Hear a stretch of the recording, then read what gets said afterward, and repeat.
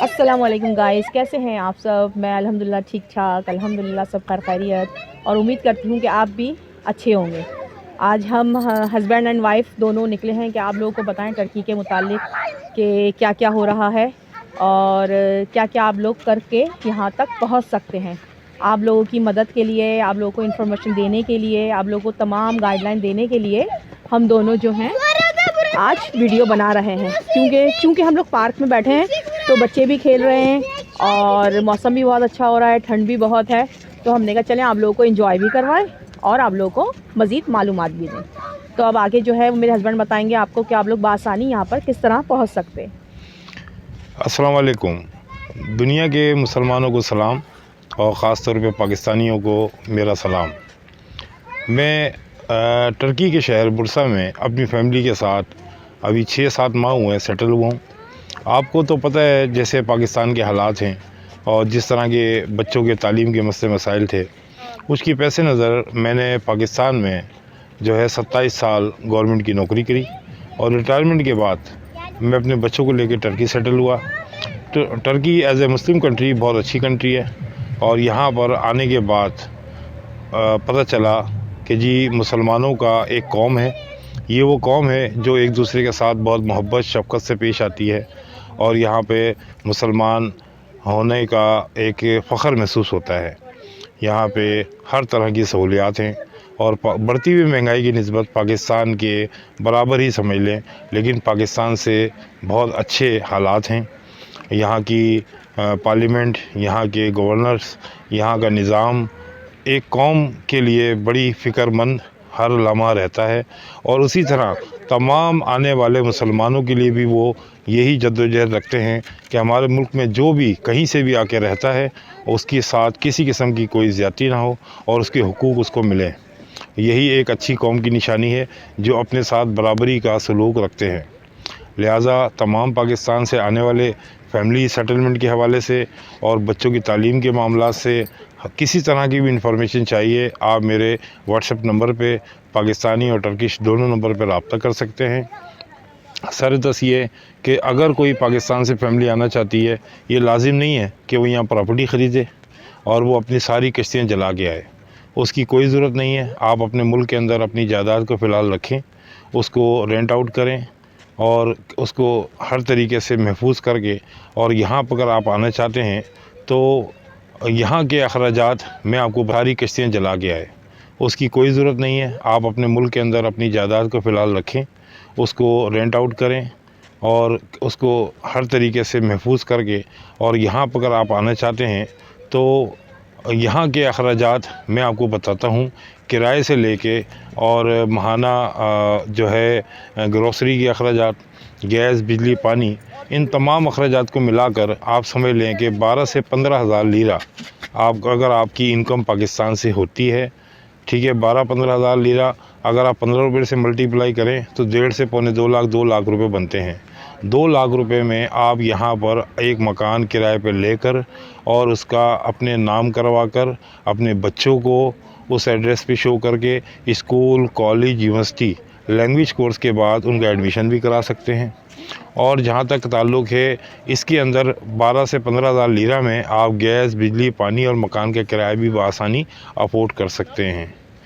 और जो लोग कहते हैं कि टीआरसी नहीं बन रही, ये बिल्कुल गलत है। तुर्की गवर्नमेंट टीआरसी जो है हर वक्त देती रहेगी और देती है और देती रहेगी।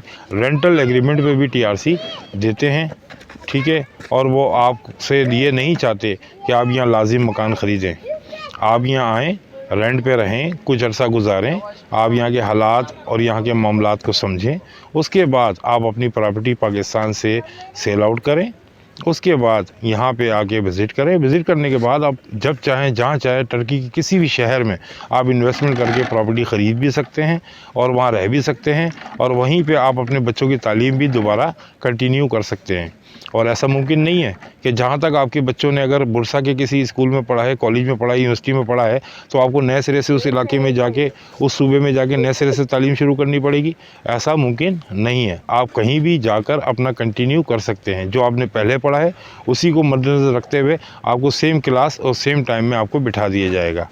और जहाँ तक है पाकिस्तान से आने वालों का ताल्लुक़, उनके लिए कुछ डॉक्यूमेंटेशन है वो लीगल तरीके से करके लाएं। अब जो लोग कहते हैं कि आप आ जाएं, हम यहाँ पे आपका तमाम प्रोसेस कर देंगे, तो वो डॉक्यूमेंटेशन के अंदर कमज़ोरी की बात बताते नहीं हैं, जिस वजह से हमारे पाकिस्तानी भाइयों को यहाँ पे मुश्किलात का सामना करना पड़ता है। और एजेंट जो है फेक डॉक्यूमेंट्स बना के आपकी फ़ाइल बना के आपके हाथ में रखते हैं। ये पाकिस्तान से नहीं है, ये टर्की है, और टर्की पाकिस्तान से 100 गुना जो है आगे चल रहा है। पूरी दुनिया फास्ट चल रही है, इनका निज़ाम है, इनकी इंक्वायरी है, इनका एक प्रोसीजर है। जब आपके डॉक्यूमेंट्स के अंदर कोई गलती होती है, कोताही होती है, जिस वजह से आपको वो रिजेक्ट करते हैं। और यही वजह है कि पाकिस्तानी भाइयों को, पूरी दुनिया से आने वाले मुसलमान भाइयों को आएँ और अपने बच्चों के साथ यहाँ सेटलमेंट करना चाहें, मैं आपकी हर तरह मदद करूँगा। और जो भी मामलात हैं मैं आपको उसमें भरपूर साथ दूँगा। और जहाँ तक घर के मामलात हैं, घर में क्या अखराजात हैं, फैमिली का कैसे रवैया रखना है और किस तरह जो है अखराजात होते हैं, ये मेरी वाइफ आपको बताएंगी। टर्की में आने के बाद तो सबसे पहले हम लोग पाकिस्तान से आते ही यूँ हैं कि अपने बच्चों को ज़्यादा से ज़्यादा महफूज कर सके। अल्हम्दुलिल्लाह मेरी भी 4 बेटियां हैं, 1 बेटा है, और हमें यहाँ के बहुत अपने आप को हमने सेफ़ फील किया है। हम लोग बिल्कुल ना अनकंफर्टेबल महसूस नहीं कर रहे, बिल्कुल कंफर्टेबल हम लोग हो गए हैं। बेटियां रात में निकलती भी हैं, 10 बजे भी निकलें, 9 बजे भी निकलें, 8 बजे भी निकलें, 11 बजे भी निकलें, तो कोई परेशानी की बात नहीं है। यहाँ पर अल्हम्दुलिल्लाह माहौल अच्छा है, हमारे पाकिस्तान की तरह नहीं कि बस अजीब सा माहौल हो, लेकिन यहाँ अल्हम्दुलिल्लाह बहुत अच्छा माहौल है। जब तक हम खुद किसी को इन्वॉल्व नहीं करेंगे, कोई भी हम में इन्वॉल्व नहीं होगा। सब अपने काम से काम रखने वाले लोग हैं और मुतमईन रहते हैं हम लोग अल्हम्दुलिल्लाह। एक बहसियत बाप के मैं आपको एक बात आज बताना चाहूँ कि मैं एक पाकिस्तानी हूँ, कराची शहर में रहा हूँ, कि मुझे नहीं पता कि मेरी बेटियाँ जब सुबह जाती हैं शाम को आती हैं, उनको किन नज़रों का सामना करना पड़ता है, किन सोचों का सामना करना पड़ता है, और उनको कितनी सेक्सुअल हिरासमेंट है, और कितने लोग इस माशरे के हिरासमेंट में आ चुके हैं, अपना घर, अपना ज़िंदगी, अपना माल, अपना पैसा बर्बाद कर चुके हैं। ना माँ बाप को बताने जैसे हैं वो कि उनके साथ क्या हो गया, ना माँ बाप पूछने जैसे रहे। और ये हर औलाद कहती है सब अच्छा है, कहीं कहीं वो इतना ब्लैकमेल हो चुकी है कि वो पाकिस्तान में तो क्या दुनिया और आखिरत दोनों से जो है ना वो बिल्कुल परेशान है कि उनका दुनिया में क्या बनेगा और आखिरत में क्या बनेगा।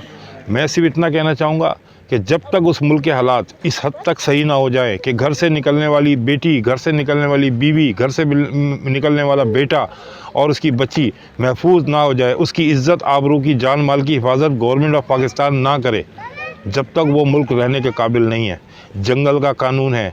मैंने 27 साल गवर्नमेंट की नौकरी की है, बहैसियत एक पुलिस अफसर के रिटायर हुआ, और मैंने रिटायरमेंट से पहले और जब मेरे बच्चे बड़े होना शुरू हुए और मैंने हालात के मद्देनज़र फ़ैसला किया कि मैं कबल अज़ वक्त रिटायर लूँ, 60 साल नौकरी ना करूँ, और मैंने 27 साल में नौकरी रिटायरमेंट लेके अपने हाथ पैर अपने बाजुओं में मज़ीद एक वक्त के लिए अपने आप को ताकतवर महसूस बनाकर और इस मुल्क का तयन किया कि मैं दोबारा एक नई ज़िंदगी इस मुल्क में, वो मुल्क इस काबिल नहीं रहा कि मैं वहाँ रह सकूँ। मेरी बच्चियाँ क्या, माशरे की कोई बच्ची, किसी बीवी, किसी बेटी, किसी बेटे की इज़्ज़त महफूज नहीं है। और जो आप वो पाकिस्तान में तो क्या दुनिया और आखिरत दोनों से जो है ना वो बिल्कुल परेशान है कि उनका दुनिया में क्या बनेगा और आखिरत में क्या बनेगा। मैं सिर्फ इतना कहना चाहूँगा कि जब तक उस मुल्क के हालात इस हद तक सही ना हो जाए कि घर से निकलने वाली बेटी, घर से निकलने वाली बीवी, घर से निकलने वाला बेटा और उसकी बच्ची महफूज ना हो जाए, उसकी इज़्ज़त आबरू की जान माल की हिफाजत गवर्नमेंट ऑफ पाकिस्तान ना करे, जब तक वो मुल्क रहने के काबिल नहीं है। जंगल का कानून है। मैंने 27 साल गवर्नमेंट की नौकरी की है, बहैसियत एक पुलिस अफसर के रिटायर हुआ, और मैंने रिटायरमेंट से पहले और जब मेरे बच्चे बड़े होना शुरू हुए और मैंने हालात के मद्देनज़र फ़ैसला किया कि मैं कबल अज़ वक्त रिटायर लूँ, 60 साल नौकरी ना करूँ, और मैंने 27 साल में नौकरी रिटायरमेंट लेके अपने हाथ पैर अपने बाजुओं में मज़ीद एक वक्त के लिए अपने आप को ताकतवर महसूस बनाकर और इस मुल्क का तयन किया कि मैं दोबारा एक नई ज़िंदगी इस मुल्क में, वो मुल्क इस काबिल नहीं रहा कि मैं वहाँ रह सकूँ। मेरी बच्चियाँ क्या, माशरे की कोई बच्ची, किसी बीवी, किसी बेटी, किसी बेटे की इज़्ज़त महफूज नहीं है। और जो आप रोज़ाना देखते हो कि करने वाला करता जा रहा है और उसके ऊपर कोई सज़ा इम्प्लीमेंट नहीं है। ठीक है मेरे भाई, आप पाकिस्तान को जब तक उस मुल्क के हालात अच्छे ना हो जाएं। मेरा तो इरादा नहीं है कि जब तक उस मुल्क के हालात अच्छे ना हो कि मैं अपने मुल्क वापस जाऊं। मेरा मुल्क है, ठीक है, मैं उसकी कदर करूंगा, उसकी इज़्ज़त करूंगा, लेकिन ना इस वक्त वहाँ के हालात अच्छे हैं, ना हुक्मरान अच्छे हैं, और ना किसी की इज़्ज़त आबरू की कोई हिफाजत करने की ज़िम्मेदारी उठा रहा है। यहाँ का हेल्दी फूड है, बहुत बहुत अच्छा, ग़िज़ाइयत से भरपूर हेल्दी फूड है, दूध अच्छा है, पानी अच्छा है, और आबो हवा अच्छी है, और बहुत सब्ज़ियाँ वग़ैरह बहुत अच्छी हैं, जायका है दालों में भी, सब्ज़ियों में भी, हर चीज़ में जायका है। तो इससे ये कि खाने में आप लोगों को कोई परेशानी नहीं होगी, और बीमारी कम है यहाँ पर। ज़ाहिर सी बात है, पाकिस्तान के माहौल के हिसाब से वहाँ तो पोल्यूशन इतना है, तो गला ख़राब, बुखार, नज़ला, खांसी सब होता है। यहाँ अल्हम्दुलिल्लाह आबो हवा अच्छी है, तो सब कुछ अच्छा है। तो इंशाल्लाह फिर मिलेंगे आगे के व्लॉग में, आगे की वीडियो में। तो फिर जो बात होगी इंशाल्लाह आप लोग राब्ता करें, हमारे चैनल को सब्सक्राइब करें, लाइक करें, शेयर करें। ज़्यादा से ज़्यादा जो भी मुसलमान हों या जो सब बंदे अल्लाह के हैं जो आना चाहते हैं, वो ज़रूर राब्ता करें। हम उनको बिल्कुल सही तरह गाइडलाइन देंगे और उनको भरपूर उनका साथ देंगे।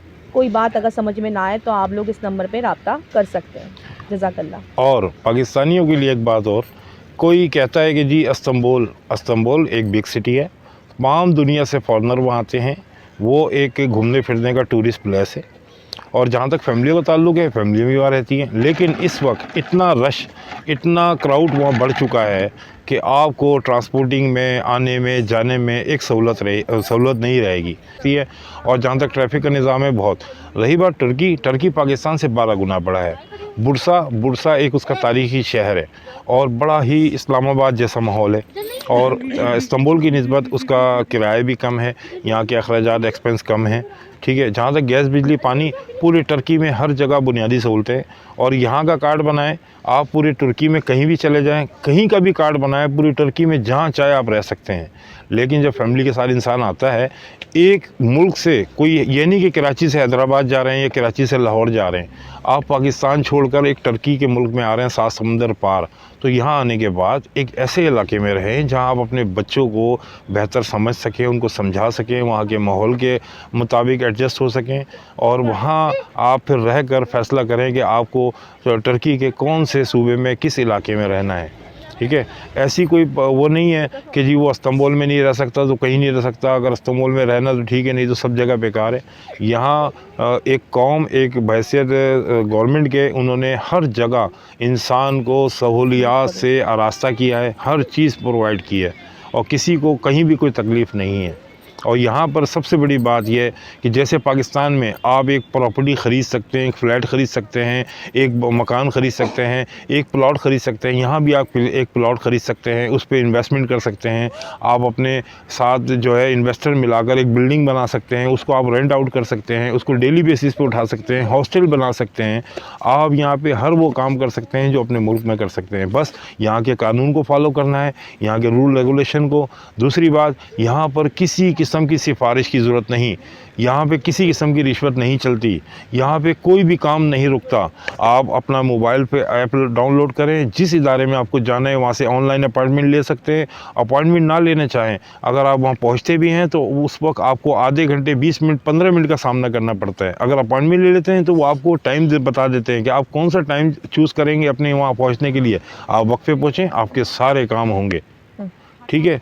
लिहाजा तमाम पाकिस्तानियों से और तमाम दुनिया के मुसलमानों से मेरी एक ही रिक्वेस्ट है कि जो भी अपने मुल्क से, अपने मुल्क के हालात से तंग हैं, वो खुदारा इस वक्त अपने बच्चों का मुस्तकबिल सोचें, अपनी उम्र और अपने बुढ़ापे का ना सोचें। अगर उनके बच्चे किसी अच्छे माहौल में रहेंगे तो दुनिया और आखिरत में वो भी सुकून से रहेंगे, ठीक है। इंशाअल्लाह जो मुझसे मदद होगी टीआरसी के मुतालिक, रेजिडेंट परमिट कार्ड के मुतालिक या को वर्क परमिट के मुतालिक जो भी मदद हो सकी मैं करूँगा। तमाम मुसलमानों को, तमाम पाकिस्तानियों को मेरा सलाम। मैं आपका vlogger Mohammad Sadiq Hasan Khan from Turkey, Bursa. Allah